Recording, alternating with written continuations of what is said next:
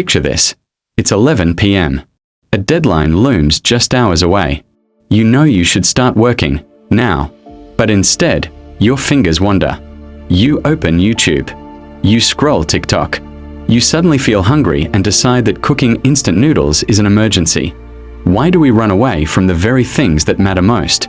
This is the cruel face of self-sabotage. When your greatest enemy isn't other people, or circumstances, or bad luck, it's you. The brain's dirty trick. Self-sabotage isn't laziness. It isn't stupidity. It's evolution at work. The human brain was built for survival, not for success in the modern world. Thousands of years ago, fear of failure was life-saving. One wrong step in the wild meant death, missing your hunt, misreading a sign, and suddenly you're prey to a tiger. Fast forward to today, failure doesn't mean death, but rejection, embarrassment, lost opportunities. But here's the catch: the brain can't tell the difference between social fear and survival fear. So when you approach something that matters, your alarm system blares, danger, don't do it. The result? You procrastinate. You escape. You sabotage. Fear disguised as logic. Self-sabotage doesn't always look like fear. It often dresses up as something that sounds reasonable. Perfectionism. You say, I'll start when everything is ready. But deep down, you're terrified of failing. Overthinking. You plan, research, analyze, endlessly. But you never take the first step. Tiny escapes. Scrolling, binge-watching, snacking at midnight. Small, harmless pleasures that steal your time until the day is gone. The worst part? Each time you sabotage, you whisper to yourself, see? I am lazy. I am a failure. When in reality, you are simply at war with your own brain. The story of a man trapped. Let's call him Ryan. He's smart, creative, charismatic. People admire him. But he has one hidden curse. He never finishes what he starts. Ryan dreamed of opening a coffee business. But he told himself, not yet. I don't have enough capital. He wanted to write a book. But he delayed, saying, I still need more research. He even once had a shot at a scholarship. But he skipped the interview, pretending to be sick because he was terrified of failing. Here's the irony. Every time Ryan missed out, he felt relieved. See, if I had tried, it would have been a disaster. What he didn't realize was this: his failures weren't caused by the outside world, but by the small, repeated choices to hold himself back. The pattern we all share. Think about it.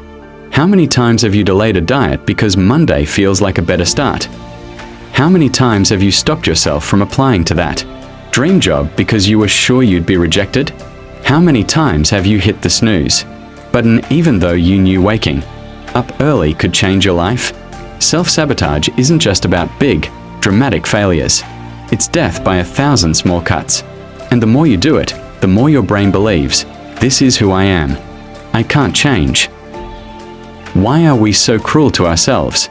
Psychology gives us some answers. 1. Fear of success. Strange, but real. Sometimes people are more afraid of succeeding than failing. Success means higher expectations, heavier responsibilities, and the risk of falling from greater heights. 2. Fragile self-worth. Deep down, some of us don't believe we deserve happiness. So the moment we are close to it, we destroy it, just to match the identity we've carried for years. 3. The comfort zone. The brain loves predictability. It would rather stay in a familiar mess than face the uncertainty of growth. The silent battle. Here's the painful truth. Self-sabotage is invisible. To the outside world, you look fine, busy, maybe even successful. But inside, you feel the ticking of a bomb. Every time you delay, reject an opportunity, or pretend you don't care, there's a voice screaming inside you. I want to change. I want to be free. But that voice is drowned out by fear. Breaking the cycle. Here's the good news. You can break free. Not with empty motivation, but by exposing the pattern. Awareness. Write down the moments you self-sabotage. See the triggers. Recognize the costume fear is wearing.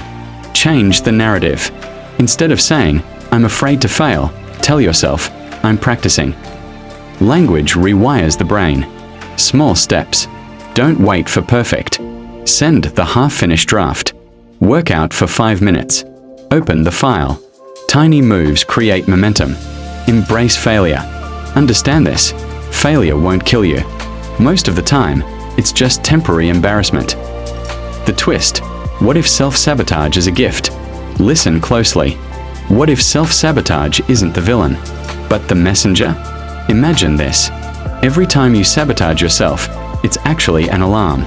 An alarm saying, "Hey, you're standing at the edge of something that truly matters.